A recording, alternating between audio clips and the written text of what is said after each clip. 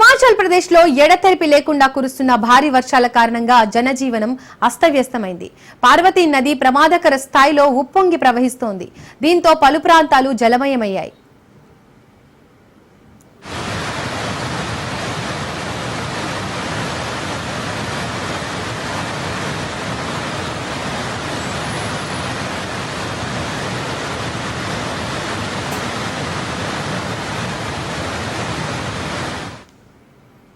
ఇప్పటి వరకు ఎలాంటి ప్రాణ నష్టం జరగలేదని స్థానిక యంత్రాంగం తెలిపింది. అనేక చోట్ల చెట్లు కూలిపోయాయి.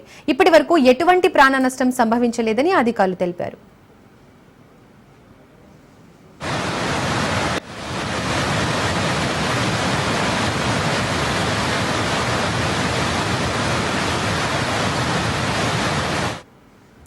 మరోవైపు హిందూస్థాన్ టిబెట్ జాతీయ రహదారిపై జక్రి వద్ద కొండ చర్యలకు విరిగి పడడంతో ఆ మార్గంలో రాకపోకలకు అంతరాయం ఏర్పడింది. అంతేకాకుండా అధిక వరదల సమయంలో నీరు లోపలికి ప్రవేశించకుండా ప్రధాన యాక్సెస్ టన్నెల్ వద్ద ఒక గేట్ ను ఏర్పాటు చేశారు.